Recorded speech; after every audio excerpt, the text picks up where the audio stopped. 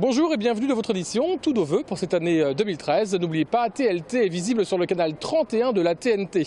Dans votre édition aujourd'hui, santé avec le bisphénol A d'un côté et la pilule 3e génération de l'autre. Gérard Bapt, le député de Haute-Garonne, nous en parle. L'INSEE nous donne les chiffres. Toulouse est bel et bien la 4e ville de France. Et enfin, une visite guidée au musée de l'affiche, les animaux stars de la pub. Dans cette pharmacie toulousaine comme partout ailleurs, depuis le 1er janvier, les ustensiles destinés à entrer en contact direct avec des denrées alimentaires pour les nourrissons ne doivent plus contenir de bisphénol A. Depuis près de 2 ans, la loi interdisait déjà ce composant pour les biberons. Pour les contenants alimentaires type canette ou boîte de conserve, il faudra attendre 2015. Gérard Bapt est à l'origine de la proposition de loi. Le bisphénol A, une substance chimique, cause de multiples affections. Malheureusement, en tant que perturbateur endocrinien, elle va troubler, bien entendu, au moment de la grossesse et au moment où le système hormonal est le plus mis en jeu, la petite enfance et la puberté. Elle va troubler le développement du système reproducteur. Elle interagit chez l'adulte d'ailleurs aussi sur la fertilité féminine et masculine. Autre actualité médicale, les questionnements actuels autour de la pilule de 3e génération. Les plaintes contre les fabricants de ces contraceptifs se multiplient. Le fait que les 3e et 4e générations de pilules fassent 2 à 3 plus souvent de maladies thromboemboliques doit, à mon sens, inciter pour lancer l'alarme et justifie la décision de la ministre du déremboursement, dans la mesure où la décision de retrait ne peut être prise qu'à l'échelon européen aujourd'hui. La fin du remboursement des pilules de 3e génération interviendra le 31 mars prochain. Info ou intox, la question de l'éventuelle fermeture de la base commerciale d'Air France à Toulouse fait en tout cas réagir depuis les propos d'un cadre de la compagnie auprès d'un quotidien national. À Blagnac, quelques jours après la présentation officielle par la direction du programme été 2013, on préfère rester optimiste. Je ne comprends pas qu'on puisse à la fois nous faire une présentation de la sorte et annoncer en même temps la fermeture. Ça me paraît impossible. D'un point de vue organisationnel non plus, ce n'est pas possible d'envisager une fermeture aussi proche. Et puis ça constitue une tellement mauvaise nouvelle pour nous à la CGT qu'on n'imagine pas que ça puisse être possible. Inaugurée en avril 2013, la base connaît, selon la direction d'Air France, un succès opérationnel et commercial. Elle permet aujourd'hui de développer l'offre de la compagnie sur des destinations dites touristiques directement depuis la province.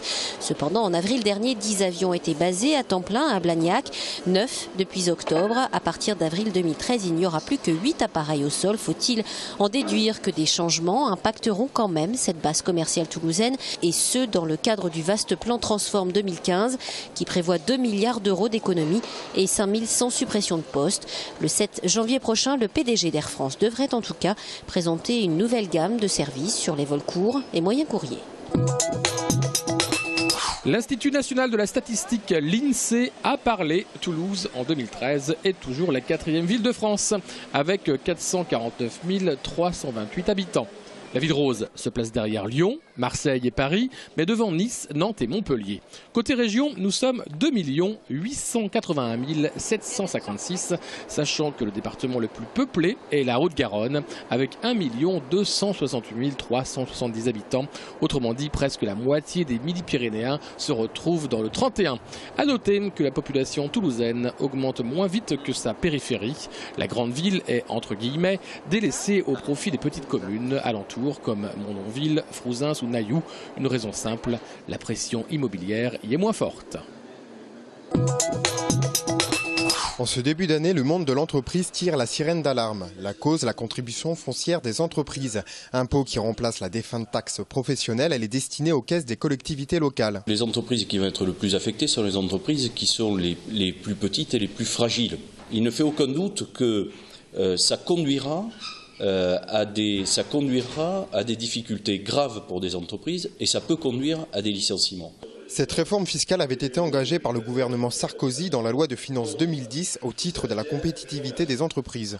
Ce qu'on peut dire, c'est que c'est une erreur des administrations, c'est une erreur des collectivités, c'est une erreur du législateur dans son ensemble. On constate que dans ce pays, le seul agent économique qui ne veut pas faire d'efforts c'est la collectivité. Certaines entreprises ont constaté une augmentation en 2 ans allant jusqu'à 800%. Les organisations professionnelles ont donc demandé aux élus de Haute-Garonne de revoir à la baisse cette taxe, demande restant à ce jour lettre morte. Toutefois, Claude Rénal, président délégué de Toulouse Métropole, est clair sur le sujet. Selon lui, sur 35 000 entreprises assujetties, 26 000 voient leur CFE diminuer par rapport à 2011, tout en reconnaissant que cette réforme est très dure pour les entreprises, mais également pour les collectivités. Que faire de son sapin de Noël? La mairie de Toulouse organise des tournées de ramassage. L'objectif est de favoriser le recyclage de ces arbres de fête en les transformant en compost. Alors, il y a plusieurs stratégies. Il y a la stratégie classique d'amener son sapin en déchetterie, qui reste utilisé par une partie des Toulousains. Et puis il y a surtout un service gratuit qui est proposé aux Toulousains. Il suffit d'appeler le 3101, l'Office de la tranquillité, pour avoir le ramassage de son sapin à domicile. Cette année, la mairie expérimente un nouveau système. 8 pôles de regroupement des sapins ont été mis en place dans le centre-ville. Il suffit de s'y rendre et de déposer son arbre. Il y a des sapins qui commencent à arriver parce qu'on a la fin des vacances. Certains conservent encore leur sapin parce que les enfants souhaitent le garder encore dans le foyer avant de reprendre l'école. Mais je pense qu'on va avoir le plus gros qui va arriver à partir de lundi prochain, dès que les vacances scolaires seront terminées. Vous avez jusqu'au 31 janvier pour vous débarrasser de votre sapin. Pour plus de renseignements, rendez-vous sur le site www.toulouse.fr. Animal star de pub, c'est au centre de l'affiche à Toulouse jusqu'au 15 mars. Car s'il est désormais devenu courant de voir le beau Georges Clooney siroter un expresso dans un encart publicitaire, il fut un temps où l'animal était roi dans la pub. Le crocodile sur la chemise, le lapin aux lunettes noires et ses légumes, ou encore le célèbre chien de la voix de son maître, ces animaux sont devenus les emblèmes d'une marque au fil des campagnes publicitaires. De célèbres affichistes comme Capiello, Carlu, Calin ou Savignac se sont emparés de ce zèbre, mascotte d'un apéritif italien, pour lui en faire voir de toutes les couleurs. Vacances oblige et vu la demande, des visites guidées ont lieu tous les mardis et exceptionnellement demain à 14h30.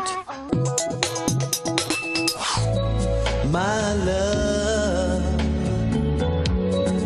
sweet love, why don't you say what you say when you say what you say anymore? L'ex-Jackson 5, Jermaine Jackson, frère du roi de la pop, viendra à Toulouse au Casino Barrière le vendredi 23 janvier à 20h30. Ce spectacle est tiré de son livre You Are Not Alone, où le frère aîné de Michael Jackson raconte ses souvenirs d'enfance. Il y évoque la vie de famille de la fratrie Jackson. For to sing you all at the show. You're Not Alone, the musical. Le cinéaste engagé Gérard Mordillat viendra présenter son film Le Grand Retournement en avant-première à Utopia le 15 janvier prochain. Il adapte ici le livre de Frédéric Lordon, un des membres actifs du collectif Les Économistes Atterrés. Il avait écrit en alexandrin le récit de la crise boursière en 2008. Il se paie ma tête. Quelle est la différence entre un accident et un banquier? Si le banquier se noie, c'est un accident. Si tu le sauves, c'est une catastrophe. Bon alors, comme le dit Tristan Bernard, on ne prête qu'au riche si on a bien raison. Parce que les autres remboursent difficilement.